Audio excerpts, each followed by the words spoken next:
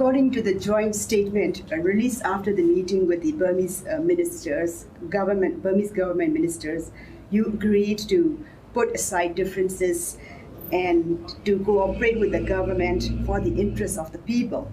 However, the political prisoners are still in jail. If government is not ready to release them, how are you going to cooperate with them under these circumstances?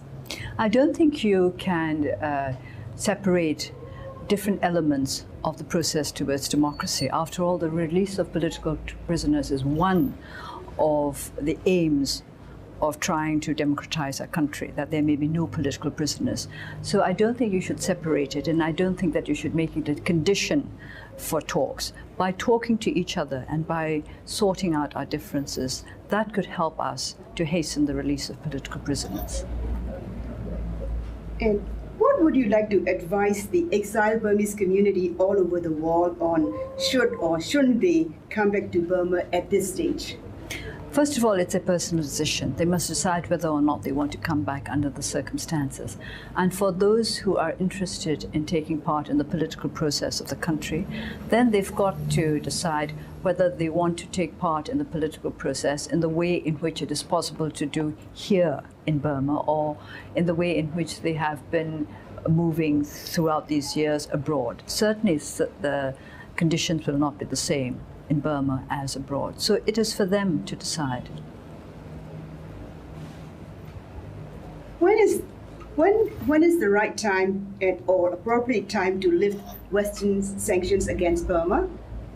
I think when the reasons for which sanctions have been, when sanctions were instituted in the first place, indicate that real change has taken place and that it's time for a new approach.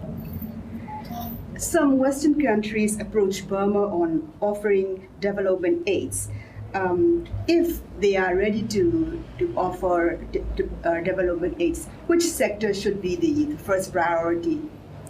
I think the most important sectors are health and education. Both healthcare and education are very, very poor in Burma, and we need to help in those sectors. As a Nobel laureate and Forbes magazines, Time magazines, you are one of the most powerful women in the world. How would you like to play in Burma politics in very near future?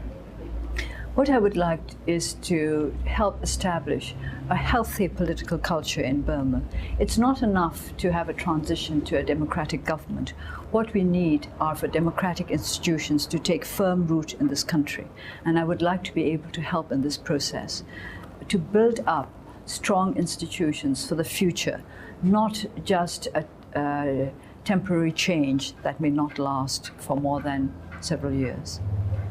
What kind of message would you like to convey to the President Obama or President Obama administration on current engagement U.S. policy towards Burma?